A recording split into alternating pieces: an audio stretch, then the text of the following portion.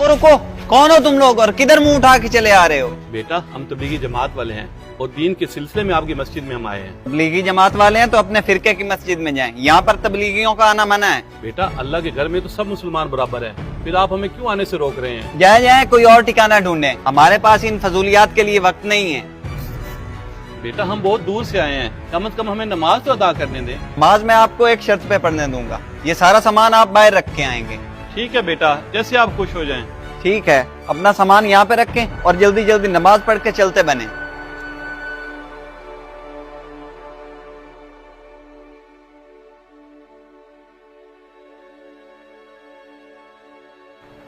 अल्लाहु अकबर। अस्सलामु अलैकुम व रहमतुल्लाह।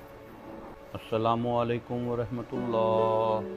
अमीर साहब, मस्जिद तो अल्लाह का घर है, फिर ये लोग हमारे साथ ऐसा कैसे कर सकते हैं?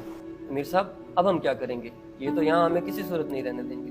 बेटा हम अल्लाह के रास्ते पर उसके रसूल के दीन की तबलीग के लिए निकले हुए हैं, लिहाजा अल्लाह हमारे लिए जरूर कोई ना कोई रास्ता निकाल देगा। अमीर साहब गजब हो गया, ना ही वो लड़का पाए रहा और ना ही हमारा सामान। या मेरे अल्लाह रहम फरमा।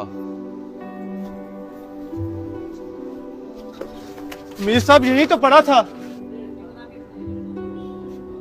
आपने हर तरफ अच्छी तरह से देख लिया है ना? जी अमीर साहब, हमारा सामान कहीं से भी नहीं मिल रहा। अमीर साहब अब हम क्या करेंगे, हमारे तो सारे पैसे ही उसमें थे। या अल्लाह, तेरे रास्ते में हमें कितनी तकलीफें उठानी पड़ रही हैं। अमीर साहब घबराने की जरूरत नहीं है, आपका सारा सामान हमारे पास महफूज है। आप कौन है और हमारा सारा सामान आपके पास क्या कर रहा है? अमीर साहब मैं इस इलाके का चौधरी हूँ और बात कुछ इस तरह की है।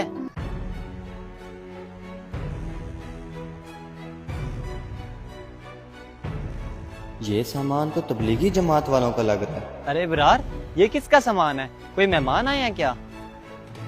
नहीं छोटे साहब, ये तबलीगी जमात वालों का सामान है। तुम्हें ये सामान कहाँ से मिला और तुम इसके साथ क्या कर रहे हो?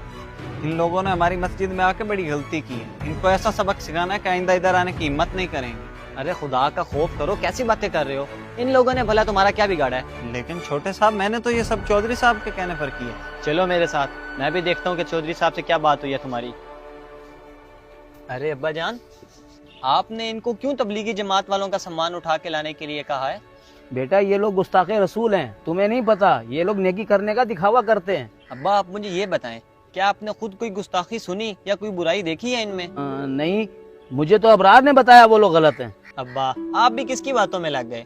मैंने खुद इनके साथ वक्त गुजारा है जब मैं हॉस्टल में था। इस वक्त पूरी दुनिया में सबसे बेहतरीन और पुरअमन तरीके से काम करने वाली तबलीगी जमात ही है। ना ही ये लोग फिरके की बात करते हैं और ना ही कोई नफरत का दर्स देते हैं, बल्कि ये लोग तो मोहब्बत और प्यार से लोगों को जोड़ते हैं और उनको अल्लाह और उसके रसूल के दीन की तबलीग करते हैं। हम किसी के सही या गलत होने का फतवा कैसे दे सकते हैं जब तक हमने अपने कानों से सुना और आंखों से देखा ना हो? मेरा तो मशवरा है कि आप भी इनके साथ वक्त गुजार कर देखें, यकीन करें बहुत सुकून मिलेगा। बात तो तुमने ठीक की है बेटा, मेरी अक्ल पे तो पर्दा पड़ गया था।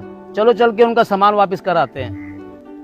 हमें आपके बारे में गलत बताया गया था, लेकिन मेरे बेटे ने मेरी आंखें खोल दी। अब सिर्फ आपका सामान ही नहीं बल्कि मैं भी आपके साथ ही हूँ। मैं भी आप लोग हम बिना सोचे समझे इन लोगों पर फतवे लगा देते हैं, जबकि ये लोग अपनी जान, माल और वक्त खर्च करके अपने लिए नहीं बल्कि हमारी भलाई के लिए निकलते हैं और हम इन्हीं को दिक्कत देते फिरते हैं। हमें चाहिए कि फिरका वारियत को छोड़कर मुसलमान बने और अपने हिस्से की खिदमत करें।